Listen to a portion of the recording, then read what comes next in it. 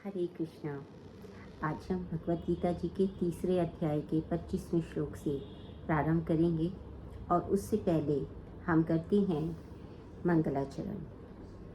ओम अज्ञानतिमिरान्धस्य ज्ञानाञ्जनशलाकया चक्षुरुन्मीलितं येन तस्मै श्रीगुरवे नमः। श्रीचैतन्यमनोभीष्टं स्थापितं येन भूतले स्वयं रूपः कदा मह्यं ददाति स्वपदान्तिकं। हे कृष्ण करुणा सिन्धु दीनबन्धु जगत्पते गोपेषु गोपिका कान्ता राधा कान्ता नमस्तुते। तप्त कांचन गौरांगी राधे वृंदावनेश्वरी वृषभानुसुते देवी प्रणमामि हरिप्रिये। वाञ्छाकल्पतरुभ्यश्च कृपा सिन्धुभ्येव च पतितानां पावनेभ्यो वैष्णवेभ्यो नमो नमः। हरे कृष्णा कृष्ण कृष्ण हरे हरे, हरे राम राम राम हरे हरे। हरे कृष्णा। भगवद गीता जी में आगे बढ़ते हुए हम आज तीसरे अध्याय के 25वें श्लोक पर वार्ता करेंगे। सक्तः कर्मण्य विद्वांसो यथा कुर्वन्ति भारत कुर्याद् विद्वांस तथा सक्तश्चिकीर्षो लोक संग्रहम। अर्थात जिस प्रकार अज्ञानी जो है वो फल की आसक्ति से कार्य करते हैं, उसी तरह विद्वान को चाहिए कि वे लोगों को उचित पथ पर लाने के लिए अनासक्त भाव से कार्य करें। अब यहाँ भगवान जो है वो ये बता रहे हैं कि एक जो कृष्ण भावना भावित व्यक्ति होता है और एक जो कृष्ण भावना रहित व्यक्ति होता है, उनमें क्या अंतर है। भगवान कह रहे हैं कि जैसे एक जो कोई भी व्यक्ति है, जो वो भौतिकता में डूबा हुआ व्यक्ति है, वो कैसा होता है कि वो अपने फल की साथ में बड़ी ही गहन जो है गंभीर आसक्ति के साथ में जुड़ा हुआ होता है। उसको वो फल चाहिए, वो उस फल की आसक्ति के कारण काम करता है, वो डूबा हुआ रहता है उस फल आसक्ति में। उसी प्रकार से जो कृष्ण भावना अमृत में रहता है, उसको क्या करना है, उसी भाव से फल से अनासक्त होना है। अर्थात वो भी जो कार्य कर रहा है वो भगवान कृष्ण के लिए कर रहा है, और इसीलिए भगवान कृष्ण के प्रति उसकी वैसी ही आसक्ति होनी चाहिए जैसे किसी भी कामी व्यक्ति की, भौतिकतावाद वाले व्यक्ति की, कामी व्यक्ति की, व्यसनी व्यक्ति की अपने व्यसन के साथ होती है। जैसी आसक्ति कृष्ण भावनाहीन व्यक्ति की विषय भोग के प्रति होती है, वैसी ही आसक्ति कृष्ण भावना अमृत वाले व्यक्ति की भगवान कृष्ण की शरणागति में होती है। ये कहना चाहते हैं भगवान की जिस प्रकार उतना होता है तो वैसा ही। हम एक उदाहरण जो है वो शास्त्र में आया है कि जैसे एक स्त्री है, यदि वो अपने पति के अतिरिक्त किसी और से प्रेम करती है, तो क्या करती है वो, उस समय उसकी जो आसक्ति है उस प्रेमी में इतनी अधिक है कि वो पूरा समय अपने घर के काम करते हुए, कहीं पे जाते हुए, सोते हुए, जागते हुए, जो भी कुछ कर रही होती है, उसके मन में वही का वही जो प्रेमी है वही घूमता रहता है। लेकिन अब वो अपने सारे काम भी बड़ी कुशलता से करती है, जो भी उसके घर के कार्य हैं वो सब कुशलता से करती है, और अत्यधिक कुशलता से करती है, अधिक सावधानी पूर्वक करती है। क्यों? ताकि किसी को संदेह ना हो जाए कि वो उसका जो मन है वो कहीं और आ सकता है। ऐसा होता है। तो इस प्रकार से वो संसार के सारे कार्य करती है, बहुत निष्ठा और लगन से करती है, पूरे जो है वो सतर्कता से करती है, ताकि किसी को ये पता ना चल जाए कि उसकी जो आसक्ति है वो पति के इतर किसी और पुरुष में है। ठीक उसी तरह से जो भगवान में आसक्ति रखता है वो भगवान कृष्ण से सदैव वैसी ही आसक्ति रखता है। खाते पीते सोते जागते एक अत्यंत प्रगाढ़ आसक्ति जो है वो भगवान कृष्ण में रखता है। लेकिन बाकी जो उसके सांसारिक कार्य हैं, जो भौतिक कार्य हैं, वो सब भी पूरी निष्ठा से करता है, पूरे सतर्क होके करता है, और उसी प्रकार करता है जैसे बाकी भौतिक लोग करते हैं, लेकिन उससे अधिक करता है अच्छा, ताकि किसी को ये ना पता चले कि वो भक्ति कर रहा है या नहीं कर रहा है। तो इस प्रकार से भगवान ये कह रहे हैं कि जिस प्रकार भौतिकवादी जो है वो फलों की आसक्ति में काम करता है, उसी प्रकार से जो कृष्ण भावना अमृत में डूबा हुआ व्यक्ति है उसको फल में अनासक्ति के साथ कार्य करना चाहिए।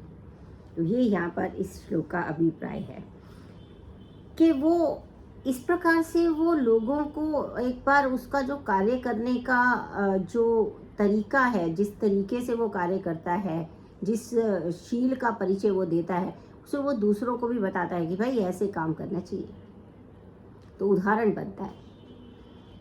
इसी तरह से क्या होता है, न बुद्धि भेदम जन्येत अज्ञानाम कर्म संगिनाम जोष्येत सर्वाणि कर्म सर्व कर्माणि विद्वान युक्ता समाचरत। ये 26वां श्लोक है। भगवान कहते हैं कि विद्वान व्यक्ति को चाहिए कि वह सकाम कर्मों में आसक्त अज्ञानी पुरुषों को कर्म करने से नहीं रोकें, ताकि उनके मन विचलित ना हो, अपितु भक्ति भाव से कर्म करते हुए वह उन्हें सभी प्रकार के कार्यों में लगाए, जिससे कृष्ण भावना अमृत में उनका क्रमिक विकास हो सके। तो यहाँ पे क्या कहते हैं, क्योंकि एक बहुत ही महत्वपूर्ण सिद्धांत वैदिक अनुष्ठानों का है, जहाँ पर भगवान स्वयं कहते हैं वेदैश्च सर्वैर अहमेव वेद्यः, वेदैश्च सर्वैर अहमेव वेद्यः, अर्थात सभी प्रकार के वेदों में मैं ही जानने योग्य हूँ। अर्थात सभी प्रकार के वेद में जो जाना जाने योग्य विषय है, या फिर कहना चाहिए जो केवल एक विषय है, वो भगवान स्वयं है, उन्हीं को ही जाना जाना चाहिए। सारे वैदिक अनुष्ठान इसी के लिए बने हैं, भगवान को जानने के लिए, भगवान के साथ अपने संबंध को समझने के लिए। तो यहाँ पर कितना वो कह रहे हैं कि देखिए वैदिक संस्कृति की विशालता है। ये वो कहते हैं कि जो संपूर्ण वैदिक अनुष्ठान है उनकी पराकाष्ठा क्या है सॉरी, वो है भगवान। और सारे अनुष्ठान, यज्ञ, तप, कृत्य, वेदों में जो भी दिए गए हैं भौतिक कार्य करने के लिए जो कहे गए हैं, वो सारी वस्तुएं, उनके समेत सारी वस्तुएं जो हैं वो कृष्ण को जानने के निमित्त हैं। एक मात्र कारण जो है सारे वैदिक ज्ञान का, एक ही मात्र कारण है, और वो क्या है, भगवान को जानना। लेकिन चूंकि जो बद्ध जीव है वो इसके विषय में इंद्रिय तृप्ति के अतिरिक्त वो कुछ जानता ही नहीं, क्योंकि बद्ध है ना। बद्ध का मतलब ही यही है कि वो बंधा हुआ है। वो कहाँ बंधा हुआ है, वो सत्व से बंधा हुआ है, रजस से बंधा हुआ है, तमस से बंधा हुआ है, प्रकृति के जो 3 गुण हैं उनसे बंधा हुआ है। उसी के अनुसार उसकी आसक्तियाँ होती हैं, तो उसको इंद्रिय तृप्ति के बिना कुछ पता ही नहीं है। लेकिन अब क्या करें, अब उसको अगर इंद्रिय तृप्ति करने से रोकें, अर्थात उसको वो कुछ भी नहीं जानते, इसलिए वो वेदों का अध्ययन किस दृष्टि से करते हैं, इंद्रिय तृप्ति की दृष्टि से करते हैं, अथा तो स्वर्ग जिज्ञासा, है ना। स्वर्ग जाने की इच्छा से भाई हम तो पढ़ते हैं कि वेद ये बुक ये पढ़ेंगे तो सीधा स्वर्ग जाएंगे, पुण्य प्राप्त होगा। तो ये उनकी जो भावना है, इसमें क्या है, उनको रोकना नहीं है ऐसा करने से। क्योंकि क्या होता है कि जो वैदिक अनुष्ठान होते हैं वो नियमित जो हैं, वो इंद्रिय तृप्ति के लिए भी यदि किए जाएं, पर नियमित किए जाते हैं तो धीरे धीरे जो है वो कृष्ण भावना अमृत को प्राप्त करता है। क्योंकि अन्य जो व्यक्ति हैं जो स्वरूप सिद्ध नहीं है, स्वरूप सिद्ध का अभिप्राय क्या है, पहले भी बता चुकी हूँ। स्वरूप सिद्ध का अभिप्राय ये है कि मेरा भगवान के साथ में जो संबंध है वो मैं जान जाऊँ। यदि मैं अपने स्वरूप को जान जाती हूँ कि मैं शरीर नहीं हूँ, मैं आत्मा हूँ, और मेरे अंदर जो जीव है, इस जीव का भगवान के साथ क्या संबंध है, ये किस संबंध में उसके साथ रहता है, जो स्वाभाविक संबंध है वो कौन सा है, तो वो ही व्यक्ति जो है स्वरूप सिद्ध कहलाता है। तो ये जो स्वरूप सिद्ध व्यक्ति हैं, इन्हें ये जो भौतिक तृप्ति में फंसे हुए जो लोग हैं, जो वैदिक अनुष्ठान कर रहे हैं अपने आप को अपनी इंद्रिय तृप्ति के लिए, उनको रोके नहीं। भगवान कहते हैं उन्हें रोको मत, क्या करना है उनको करने दो जो कर रहे हैं, क्योंकि वो क्या कर रहे हैं, एक प्रकार से तो वैदिक अनुष्ठान ही कर रहे हैं ना, वेद के ही जो नियम हैं उन्हीं की अनुपालना कर रहे हैं, उन्हीं के ऊपर प्रयास कर रहे हैं चलने का, और उन्हीं अनुष्ठानों के लिए पवित्रता और सब जो नियम संयम वो सब किसके लिए कर रहे हैं, उस वैदिक अनुष्ठान को पूरा करने के लिए। अब भले ही वो इंद्रिय तृप्ति के लिए हो, लेकिन धीरे धीरे यदि वो निरंतर ये सब करता रहता है तो धीरे धीरे क्या होगा, शुचिता उसका स्वभाव हो जाएगा, नियम उसका स्वभाव हो जाएगा, संयम उसके अंदर जो है वो संयम उसके अंदर अपने आप आ जाएगा, वो उसके चरित्र में आता जाएगा। तो इसलिए वो जो कर रहा है उसको करने दो। लेकिन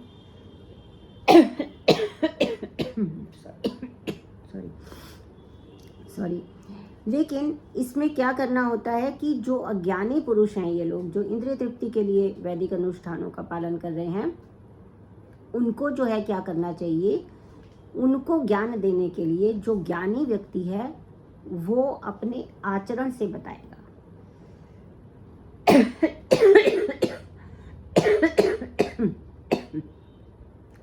सॉरी कि वो अपने आचरण से बताएगा कि किस तरीके से मैं कार्य करता हूँ। जो ज्ञानी पुरुष है वो कैसे कार्य करते हैं जिससे कि उनके कार्य सफल भी होते हैं और वो व्यक्ति कभी भी हैरान, परेशान, भय और क्रोध और शोक और इन सब जो विकार हैं मानसिक, इनसे भी ग्रसित नहीं होता। तो उसको करके दिखाना है, उसको रोकना नहीं है, उसको करके दिखाना है। तो इसी तरह से कर्म को रोकना नहीं है, बल्कि कर्म को उचित ढंग से कैसे किया जाए इसके विषय में बताना है। कर्म से रोकना नहीं है, पर कर्म का जो कर्म किस प्रकार से किया जाए उस विधि को बताना, उस विधान को बताना जो है वो एक ज्ञानी पुरुष का कर्तव्य है ना। हम किसी को बोलेंगे तुम ये मत करो, वो मत करो, तो वो क्या होगा, वो संशय ग्रसित हो जाएगा कि भाई क्यों ना करूं, मैं तो ऐसे ही करता आया हूँ, मेरे तो यहाँ सब ऐसे ही करते हैं, ये कोई नई बात ही बता रहे हैं कि नहीं करो। क्या करें फिर हम, क्या करें फिर हम तो करते हैं, वैदिक पूजा करते हैं, उसमें क्या बुरा है। तो वो क्या होगा, एनॉय हो जाएगा और परेशान हो जाएगा और संदेहग्रस्त हो जाएगा कि पता नहीं करना था, नहीं करना था, अच्छा इसको करने से कोई फायदा नहीं होता तो मैं क्यों कर रहा था। फिर वो और अधिक निराशा में चला जाएगा कि मैं जो कर रहा था वो गलत कर रहा था, या फिर वो कहता है कि नहीं मैं तो परंपरा में यही चला आ रहा तो मैं सही कर रहा था। तो क्या हुआ, ये इससे उसके मन मस्तिष्क में एक संशय उत्पन्न हो गया, तो वो जो कर रहा था उससे भी विचलित हो गया और जो हम कह रहे थे वो भी उसको समझ में नहीं आया।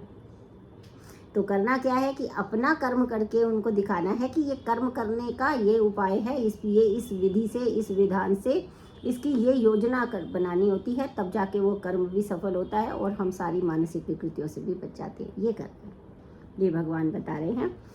और उसके बाद 27वां श्लोक जो है वो बहुत ही महत्वपूर्ण है। वैसे सभी श्लोक जो भगवद गीता में है वो सभी महत्वपूर्ण है, क्योंकि वो सभी हमें एक प्रकार से जीवन जीने की कला बताते हैं और ये बताते हैं कि हमें जीवन में जो आने वाली समस्याएं हैं उनको किस दृष्टि से देखना चाहिए और अपने जो नियत कर्म है, जो वर्णाश्रम धर्म के अनुसार हमारे कर्म नियत किए गए हैं, उनको किस प्रकार से उनको करना चाहिए, ये सब हमें भगवद गीता में प्राप्त होता है। मानव जीवन में आने वाली जितनी भी समस्याएं हैं उन सब का हल हमें भगवद गीता में मिल जाता है। सिर्फ क्या चाहिए, केवल निष्ठा, आस्था, भगवान के उपदेशों पर संदेह रहित विश्वास कि ये भगवान ने स्वयं कहे हुए, भगवान के स्वयं कहे गए शब्द हैं, ये इससे इतर और कुछ जीवन में सत्य है ही नहीं। और भगवान स्वयं कहते हैं कि मैं शब्द के रूप में कलयुग में भगवत गीता के रूप में मेरा साक्षात्कार यदि कोई करना चाहता है तो वो भगवत गीता के रूप में कर सकता है। तो भगवत गीता के रूप में भगवान ने कलयुग में हम सबको अपना साक्षात्कार करवाया है। अब यदि हम उस साक्षात्कार को समझने का प्रयास नहीं करते, पढ़ने का प्रयास नहीं करते, अध्ययन अध्यापन का प्रयास नहीं करते, तो फिर ये तो हमारी ही बहुत बड़ी मूर्खता है, मूढ़ता है। इसीलिए सभी भौतिक प्राणियों को भगवत गीता का अवश्य ही अध्ययन करना चाहिए और अपनी अपनी बुद्धि के अनुसार उसको यथा रूप में ग्रहण करने का प्रयास करना चाहिए।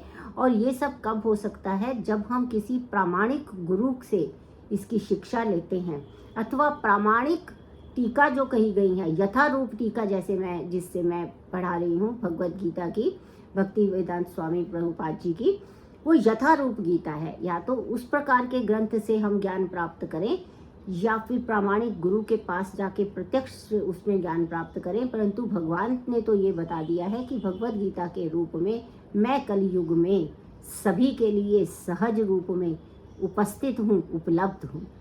अब आप मेरे पास आते हैं या नहीं आते, अब ये जीव की मूढ़ता अथवा ज्ञान होगा, है ना।